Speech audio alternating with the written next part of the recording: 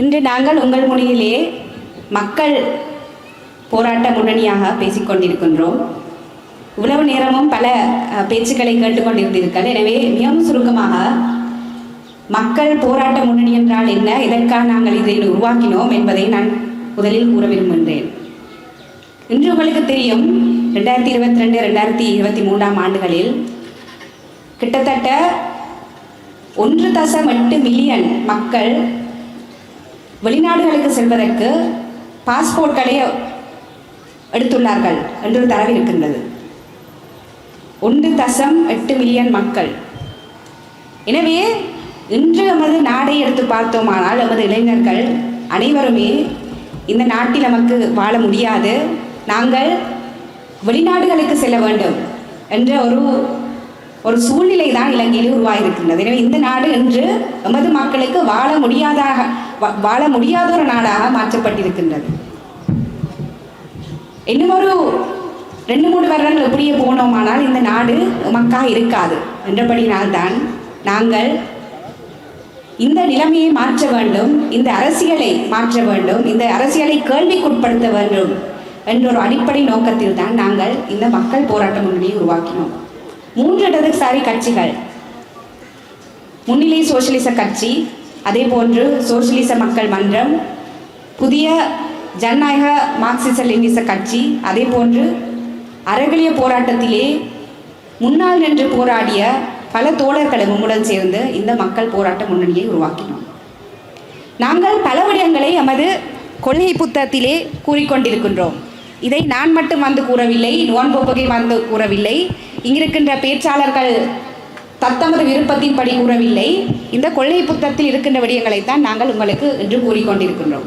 முதலாவது கூறுகின்றோம், இன்று இந்த நாட்டிலே காணப்படுகின்ற பொருளாதார பிரச்சனைக்கு ஒரு பிரதானமான காரணமாக IMF-இன் ஒப்பந்தம் இருக்கின்றது. இந்த IMF-இன் ஒப்பந்தத்தில் கூறப்பட்ட விடயங்களை மிகவும் சுருக்கமாக கூறினேனால், எமது நாட்டின் பொருளாதாரமானது எமது மக்களின் கைகளில் இருக்கக்கூடாது. அது சர்வதேச ரீதியாக வேறு சக்திகளினால் முடிவெடுக்கின்ற ஒரு பொருளாதாரமாகத்தான் இருக்க வேண்டும் என்பதுதான் மிகவும் சுருக்கமாக கூறப்பட்ட விடயம் இந்த IMF ஒப்பந்தத்தில்.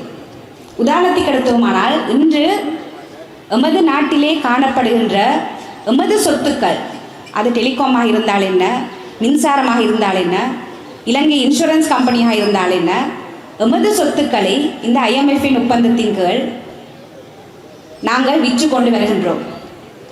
அதே போன்றுதான் எமது நாட்டிலே தொழிலாளர்களுக்கு காணப்படுகின்ற பாதுகாப்புகளை படிப்படியாக குறைத்து கொண்டு போகின்றோம் இந்த IMF-இன் ஒப்பந்தத்தின் கீழ். அடுத்ததாக கடன். இன்று நமது நாட்டிலே காணப்படுகின்ற பிரச்சனைகளுக்கெல்லாம் பிரதானமாக இருக்கின்ற காரணம் நமக்கு இருக்கின்ற கடனை கட்ட முடியாது என்பது. IMF என்ன கூறுகின்றது? IMF கூறுகின்றது, கடன் கொடுத்தவர்களுடன் பேரம் பேசி எமது நாட்டிலே இருக்கின்ற அனைத்து கடன்களையும் நாங்கள் மீண்டும் கட்ட வேண்டும். அது ராஜபக்சர்கள் திருடிய கடனாக இருந்தாலும் நாங்கள் பொதுமக்களாக நாங்கள் தான் அதனை கட்ட வேண்டும் என்று IMF-ம் கூறுகின்றது. அதைத்தான் ரணில் விக்ரமசிங்க அரசாங்கமும் ஏற்றுக்கொண்டு இப்பொழுது நடைமுறைப்படுத்தி கொண்டு இருக்கின்றது. எனவே நாங்கள் மிகவும் தெளிவாக கூறுகின்றோம், எக்ஸிட் IMF-இன் ஒப்பந்தத்தில் இருந்து வெளிவர வேண்டும் என்று கூறி நாங்கள் மிகவும் தெளிவாக கூறியிருக்கின்றோம். சிலர் கூறுகின்றார்கள் இது முடியாத காரியம் என்று. அது அவ்வாறல்ல. இதற்கு முன்னரும் நாங்கள் IMF-இன் ஒப்பந்தத்தில் இருந்திருக்கின்றோம். இதற்கு முன்னரும் நாங்கள் IMF ஒப்பந்தங்களிலிருந்து வெளிவந்திருக்கின்றோம். நமக்கு எந்த விதமான பாதிப்பும் இருந்ததில்லை. எனவே IMF ஒப்பந்தத்திலிருந்து வெளிவர வேண்டும். வெளிவந்தால்தான் நமது நாட்டிலே காணப்படுகின்ற பொருளாதார பிரச்சனைக்கு ஒரு தீர்வு காண முடியும் என்று நாங்கள் மிகவும் தெளிவாக கூறியிருக்கிறோம். 2வது விடயம், நாட்டிலே பல பிரதானமான கட்சிகள் கதைக்க விருப்பமில்லாத விடயம், அதாவது நாட்டிலே காணப்படுகின்ற தேசிய இன பிரச்சனை. சிறுபான்மை மக்களை பொறுத்த மட்டிலே நமக்கு அனைவருக்குமே ஆண்டுகள் நன்றாக பரிச்சயமாகிய ஆண்டுகள். 1948ஆம் ஆண்டு மலைய மக்களின் பிரஜா உரிமைகளை இல்லாமல் செய்த ஆண்டு. அதே போல் 1956ஆம் ஆண்டு சிங்கள தனி சட்டம் வந்த ஆண்டு. அதே போன்று 1977ஆம் ஆண்டுகளில் தமிழ் மக்களுக்கு எதிராக கலவரம் நடந்த ஆண்டு. அதே போன்று 1983ஆம் ஆண்டு தமிழ் மக்களுக்கு எதிராக இனக்கலவரம் நடத்தப்பட்ட ஆண்டு. அதன் பின்பு யுத்தம், 30 வருட கால யுத்தம். மே 18ஆம் தேதி இந்த யுத்தமானது மாபெரும் படுகொலையாக வந்து முடிந்தது. அதன் பின்பு ஈஸ்டர் குண்டு தாக்குதல், அப்பொழுது முஸ்லிம் மக்களுக்கு எதிராக நடத்தப்பட்ட கலவரங்களும் 2000 கணக்கான முஸ்லிம் மக்கள் கைது செய்யப்பட்டார்கள் என்பதையும் நாங்கள் மறந்துவிடவில்லை என்று கூறி எமது நாடானது அடுத்து சிறுபான்மை மக்களுக்கு எதிரான இனக்கலவரங்களையும் சிறுபான்மை மக்களுக்கு எதிரான இனவாதத்தையும் தூண்டி வந்த ஒரு பெரும்பான்மை இனப்போக்கை கொண்ட நாடாகவே இருந்து வந்தது. இருந்த போதிலும் இன்று இதனை பற்றி கதைக்கும் பொழுது அனைத்து மக்களும், பெரும்பான்மை சிறுபான்மை மக்கள் அனைவரும் சேர்ந்து நாங்கள் எல்லோரும் ஒன்றாக கைகோர்த்து நமக்கு அனைவருக்குமே சம உரிமைகள் இருக்கின்றது என்று அனைத்து கட்சியிலும் கூறுகின்றது. உண்மை தவிர நாங்கள் கூறுகின்றோம், முன்னைய காலத்தில் நடந்த விடயங்களை நாங்கள் மறந்துவிட முடியாது. அதற்கான காரணம், முன்னோக்கி செல்லும் பொழுது பின்னால் நடந்த அநியாயங்களையும் அநீதிகளையும் மறந்துவிட்டு சென்றோமானால் மீண்டும் மீண்டும் இதே அநீதிகள் தான் நமக்கு இழைக்கப்பட்டிருக்கும் என்றபடினால நாங்கள் தேசிய இன பிரச்சனைக்கு ஒரு தீர்வு என்று கூறி எமது கொள்கை புத்தகத்திலே ஒரு தீர்வை போட்டிருக்கின்றோம். அதிலே கூறுகின்ற விடயங்கள் என்னவென்றால், முதலாவது, சிறுபான்மை மக்கள் வாழ்கின்ற பிரதேசங்களில், அதாவது சுயாட்சியை கேட்டு வந்த பிரதேசங்களுக்கு சுயாட்சியாளர்களாக அமைக்கப்பட்டு சுயாட்சி உரிமைகள் கொடுக்கப்பட வேண்டும் என்று கூறியிருக்கின்றோம். அதே போன்று இதுவரை காலமும் தமிழ் முஸ்லிம் மலைய மக்களுக்கு செய்யப்பட்ட அநீதிகளுக்கு எதிராக நீதி கோரி நீதிக்கான நடவடிக்கைகளும் எடுக்கப்படும் என்றும் நாங்கள் மிகவும் தெளிவாக கூறியிருக்கின்றோம். அதே போல நமது நாட்டிலே சிங்கள பௌத்த பேரினவாதம் இருக்கின்றது. அதற்கு பிரதானமான ஒரு காரணம் நமது அரசியல் யாப்பிலே சிங்கள பௌத்த மதத்திற்கு பிரதானத்துவம் கொடுக்கப்பட்டிருக்கின்றது. அரசியல் யாப்பையும் நாங்கள் மாற்றுவோம், அனைத்து மதங்களுக்கும் இனங்களுக்கும் சம உரிமை சம அந்தஸ்தை கொடுப்போம் என்றும் நமது புதிய அரசியல் யாப்பில் நாங்கள் அதனை செய்வோம் என்றும் நமது கொள்கை பிரகடனத்திலே கூறியிருக்கின்றோம். அடுத்து மூன்றாவது விடயம், இன்று நமது மற்ற கட்சிகளின் வெளி விவகார கொள்கை. உங்களுக்கு தெரியும், ஒரு கிழமைக்கு முன்னால் இந்திய பாதுகாப்பு அமைச்சின் அட்வைசராக இருக்கின்றவர், ஆலோசகராக இருக்கின்றவர் இங்கு வந்து 3 கட்சிகளின் ஜனாதிபதி வேட்பாளர்களையும் சந்தித்திருக்கின்றார். ரணில் விக்ரமசிங்க, சஜித் பிரேமதாச, அனுரகுமார திசாநாயக்கவை சந்தித்து அவர் என்ன கதைத்தார் என்று கூறி நமக்கு தெரியாது. ஆனால் 3 வேட்பாளர்களையும் சந்தித்திருக்கின்றார்.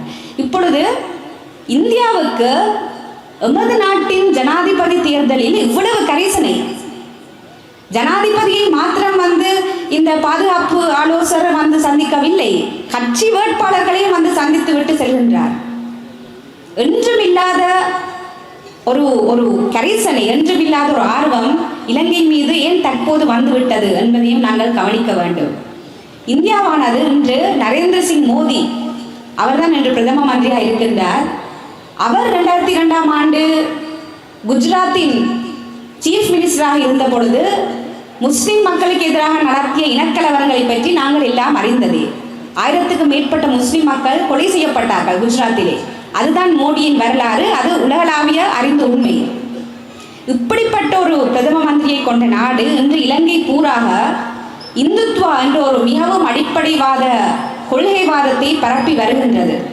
அது மட்டும் இல்லாமல் இந்தியாவிலே காணப்படுகின்ற பல்தேசிய கம்பெனி, உதாரணத்துக்கு அதானி போன்ற நிறுவனங்களுக்கு இலங்கையிலே ஏக்கர் கணக்கிலே காணிகளை கொடுத்து கொண்டிருக்கின்றார்கள். மன்னார் மாவட்டத்தை எடுத்தோமானால் அதானி நிறுவனத்துக்கு கிட்டத்தட்ட 1500 ஏக்கர் காணிகளை கொடுத்திருக்கின்றார்கள் காற்றாலைகள் அமைப்பதற்கு. அப்பொழுது அங்கிருக்கின்ற கடற்தொழிலாளர்களுடன் எந்த விதமான பேச்சையும் அவர்கள் பேசவில்லை, அவர்களுடன் கலந்து ஆலோசிக்கவில்லை, அங்கிருக்கும் மக்களுக்கு இருக்கின்ற காணி பிரச்சனைகளை பற்றி கதைக்கவில்லை. இன்று கூட அங்கிருக்கின்ற மக்கள் காணிகளுக்காக போராடி கொண்டிருக்கின்றார்கள். ஆனால் அதானி நிறுவனத்திற்கு நாங்கள் 1500 ஏக்கர் காணிகளை கொடுத்துள்ளோம். எதற்காக? காற்றாலைகளை அமைப்பதற்காக என்று கூறி நாங்கள் இந்த காணிகளை, அதாவது ரணில் விக்ரமசிங்கவின் அரசாங்கம் இந்த காணிகளை அதானி நிறுவனத்துக்கு கொடுத்து, அது மட்டும் அவர்கள் செய்யவில்லை, இக்கானமிக் டிரான்ஸ்ஃபர்மேஷன் பில், அதாவது பொருளாதார மறுசீரமைப்பு சட்டம் ஒன்றை கொண்டு வந்தது. ரணில் விக்ரமசிங்க அரசாங்கம். இந்த சட்டத்தில் என்ன கூறப்பட்டிருக்கின்றது? இலங்கையை நாங்கள் பொருளாதார ரீதியாக பிரித்து பங்காக பிரித்து இந்த பங்குகளை நாங்கள் பல்தேசிய கம்பெனிகளுக்கு நிர்வாகம் செய்வதற்கு கொடுக்க போன்றோம் என்று கூறுகின்றது. பல்தேசிய கம்பெனிகளுக்கு எமது நாட்டை நிர்வாகம் செய்ய கொடுத்தால் என்ன நடக்கும்? நாங்கள் வெகு தூரம் பார்க்க தேவையில்லை. 200 வருடங்களாக கம்பெனிகளுக்கு நிர்வாகம் செய்ய கூறி எமது பெருந்தோட்டங்களை நாங்கள் பல்தேசிய கம்பெனிகள் கொடுத்தோம் அல்லவா? பெருந்தோட்டத்தில் தொழில் புரிகின்ற மக்களின் நிலவரம் என்று என்ன? 2000 ரூபாய் சம்பளத்தை கூட கொடுக்க முடியாது. சரி, 2000 விடுங்கள், 1700 ரூபாய் சம்பளத்தை கூட கொடுக்க முடியாது என்று இந்த கம்பெனிகள் கூறிக்கொண்டிருக்கிறார்கள். இந்த காலகட்டத்திலே ஒரு தொழிலாளருக்கு 1000 ரூபாய் சம்பளத்துடன் தமது வாழ்க்கையை நடத்த முடியுமா என்ற கேள்வியை தான் நாங்கள் கேட்கிறோம். எனவே எமது போராட்ட முன்னணியாக நாங்கள் கூறுகின்றோம், தோட்ட தொழிலாளர்களுக்கு நாங்கள் 2000 ரூபாய் சம்பளத்தை கொடுக்க வேண்டும், தனியார் தொழிலாளர்களுக்கு 57,500 ரூபாய் சம்பளத்தை கொடுக்க வேண்டும் என்று கூறியிருக்கின்றோம். ஆனால் இன்று தோட்ட தொழிலாளர்களை தோட்டங்களை நடத்தி கொண்டிருக்கின்ற கம்பெனிகள் கூறுகின்றது 1700 ரூபாய் சம்பளத்தை கூட இந்த தொழிலாளர்களை கொடுத்து விட முடியாது என்று கூறுகின்றது. எனவே இது போன்றுதான் இனிமேல் வருங்காலத்தில் இந்த பொருளாதார சீர்திருத்த சட்டத்தின் கீழ் முழு இலங்கையுமே நடைமுறைப்படுத்தப்படும் என்ற உண்மையை நாங்கள் மறந்துவிடக்கூடாது. இந்த பொருளாதார சீர்திருத்த சட்டமானது பாராளுமன்றத்துக்கு வந்த பொழுது சஜித் பிரேமதாசவும் பாராளுமன்றத்தில் இருந்தார், அனுரகுமார திசாநாயக்கவும் பாராளுமன்றத்தில் இருந்தார். அவர்களும் அதற்கு எதிராக வாக்களிக்கவில்லை, அவர்களது கட்சிகளும் அதற்கு எதிராக வாக்களிக்கவில்லை என்பது நாங்கள் மறக்க முடியாத கசப்பான உண்மை. என்றபடினால்தான் எமது வெளிவிவகார கொள்கையிலே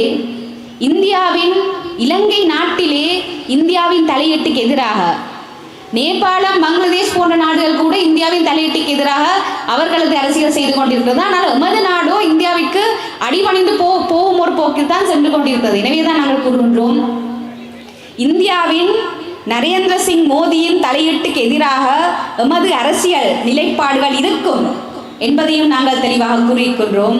அதே போன்றுதான் IMF-இன் தலையீடின் மூலம் அமெரிக்காவின் தலையீடு இங்கு வந்து கொண்டிருக்கிறது. அதற்கு எதிராகவும் நமது வெளிவிவகார கொள்கை இருக்கும் என்று கூறியிருக்கின்றோம்.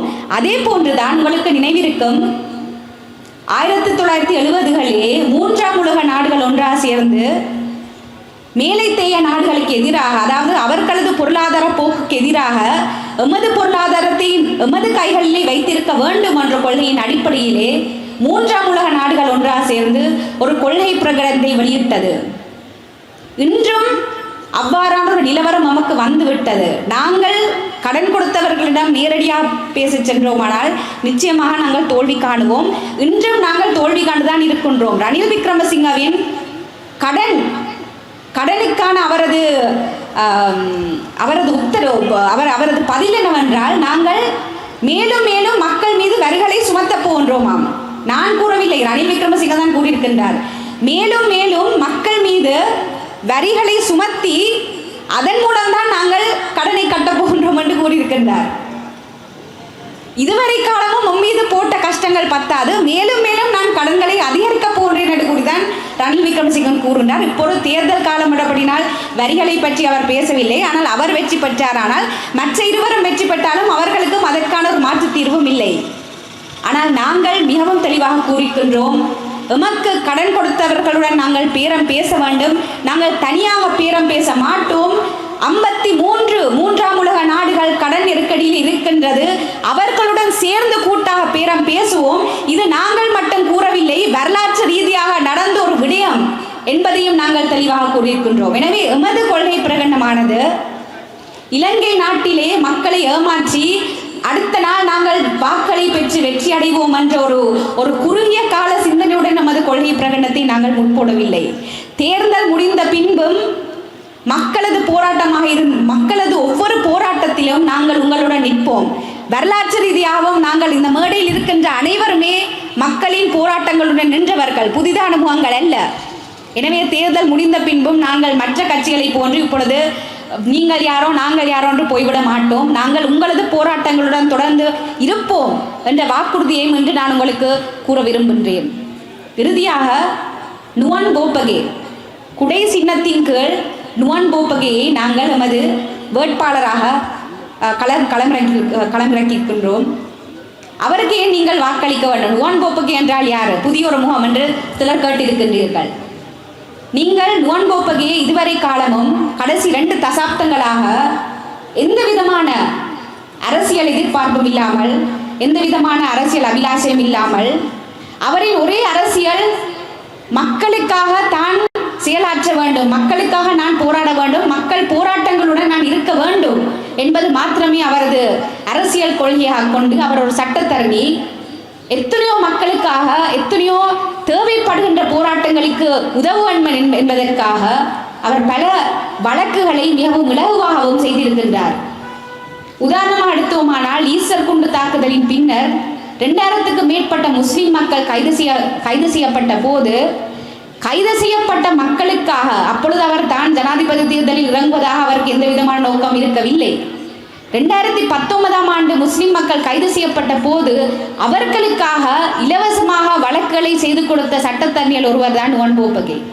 அது மட்டுமல்ல, தோட்ட தொழிலாளர்களின் 1000 ரூபாய் போராட்டமாக இருந்தால் என்ன, வடக்கிலே நடந்த சுன்னாகம் நீர் மாசடைதல் போராட்டமாக இருந்தால் என்ன, தெற்கிலே நடைபெறுகின்ற சூழலுக்கு எதிரான சூழலை மாசுபடுத்துகின்ற செயற்பாடுகளுக்கு எதிரான போராட்டமாக இருந்தால் என்ன, மக்கள் போராட்டத்துடன் இருந்த ஒரு நபர் தான் நுவான் போப்பகே என்றபடியினால் தான் நாங்கள் அவரை மக்கள் போராட்ட முன்னணியின் வேட்பாளராக அவரை நாங்கள் இந்த களத்திலே இறக்கியிருக்கின்றோம்.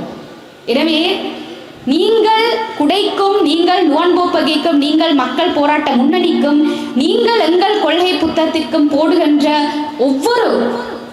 ஒவ்வொரு வாக்கும் உங்களுக்காக போடுகின்ற வாக்கு, ஜனநாயகத்துக்காக போடுகின்ற வாக்கு, எமது பொருளாதார நெருக்கடியிலே நாங்கள் மீண்டும் வர வேண்டும் என்பதற்காக போடுகின்ற வாக்கு.